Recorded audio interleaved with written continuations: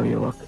प्रणाम ऋषिवर, मेरा नाम श्रवण है। श्रवण, मुझे प्यास लगी। मुनि श्रेष्ठ, आपके वस्त्र तो आपका परिचय देते हैं, परंतु आपके शस्त्रों से आपका परिचय समझ में नहीं आता। परंतु मेरा ये धनुष, मेरा परशु, ये तो मुझे मुनि सिद्ध नहीं कर। कुछ कुल का तो सिद्ध करते हैं। मेरा कर्म जाने बिना केवल मुझे देख कर ही तुमने मुझे उच्च कुल का सिद्ध कर दिया। आप अवश्य किसी श्रेष्ठ ऋषि की संतान, परंतु मैं एक वैश्य मुनि और छोटी जाति की माता की संतान हूँ। श्रवण, मैं अपनी माता को छोटी जाति का कहते हुए लज्जा आनी चाहिए। माता तो माता होती है, व्यक्ति की पहचान उसके कर्म से होती है। श्रवण, जन्म से तो सभी शूद्र होते हैं। वायु हर श्रेणी के व्यक्ति को छू कर आती है और हर श्रेणी के लोग उसी वायु से अपनी श्वास भर लेते हैं। सूर्य की किरणें भी सभी के लिए समान होती है। श्रवण,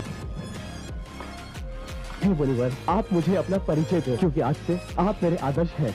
ऋषि जमदग्नि और माता रेणुका का पुत्र परशुराम हूँ। जन्म से तो ब्राह्मण हूँ, किंतु कर्म से मुझे क्षत्रिय बनना पड़ा। भगवान परशुराम, अहो भाग्य मेरे, जो मुझे आपसे दर्शन हुए। एक तीर्थ स्वयं चलकर मेरे पास आ गया।